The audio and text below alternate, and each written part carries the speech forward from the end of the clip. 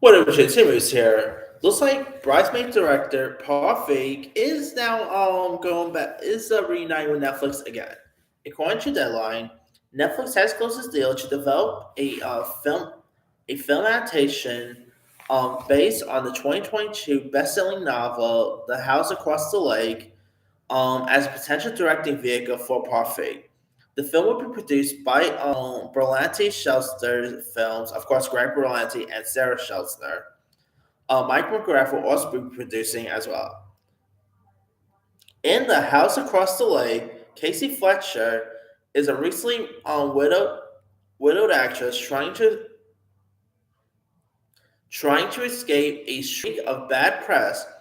She retreats to the peace and quiet of her family's lake house in Vermont, armed with a pair of binoculars and several bottles of bourbon. She passes the time watching Tom and Catherine Royce, the glamorous couple living in the house across the lake. They make for good viewing. A tech innovator, Tom is rich, and a former model, as well as a former model, and Catherine is, well, gorgeous because, hey, they're rich. One day at the lake, Casey saves Catherine from drowning, and the two strike up a budding friendship. The more they get to know each other, and the longer Casey watches, it becomes clear that Catherine and Tom's marriage isn't as perfect as it appears. When Catherine suddenly vanishes, Casey becomes consumed with finding out what happened to her. In the process, she uncovers eerie, darker truths, and that turns a tale of voyeurism and suspicion into a story of guilt, obsession, and how looks can be deceiving. All right, from the first synopsis and paragraph alone, where of course she looks, through someone's window with binoculars. We've seen that story before. Let me think.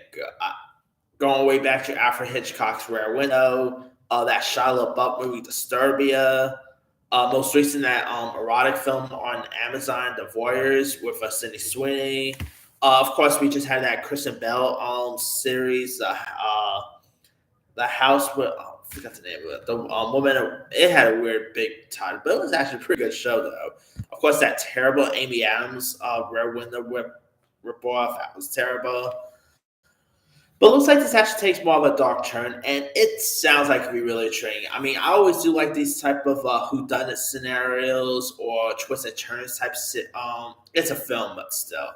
And Paul Feig directing, I mean, definitely sounds a little bit like his recent movie he did, A Simple Favor, that he did with Blake Lively and Anna Kendrick. Definitely sounds a little bit like that, mixed with a Rare Window. So yeah, Rare Window meets A Simple Favor. That's what I'm getting at with this.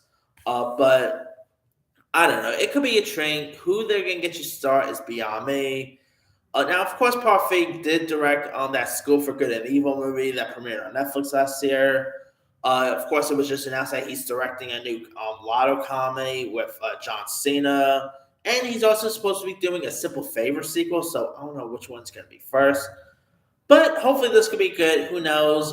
Maybe they could get, I don't know, Chris Bell should start. I don't know. She already did a role like this before. Maybe like Anna Kendrick could probably start. Maybe you could get, maybe this could be the Secret Simple Favor sequel, with Anna Kendrick and Blake Lively. You could probably get them to star this. I don't know. But we'll have to wait and see. And of course, Paul Feig, of course, he did direct other cool stuff. Like he did the Heat, Spy. He did the Ghostbusters film, which I don't care what anyone says. I enjoyed his Ghostbusters movie. Sue me. Of course, he did Last Christmas with Henry Golding and Emilia Clarke. He has a really cool resume, in my opinion. But let me leave with you guys. What are your thoughts on Parfait set to direct this new Netflix adaptation of The House Across the Lake? Do you like the sound of it? Ever read the book it's based on? Are you even a fan of Parfait's films? Drop comments below. Don't forget to like, subscribe, hit that bell for notification. This is Hemi signing out.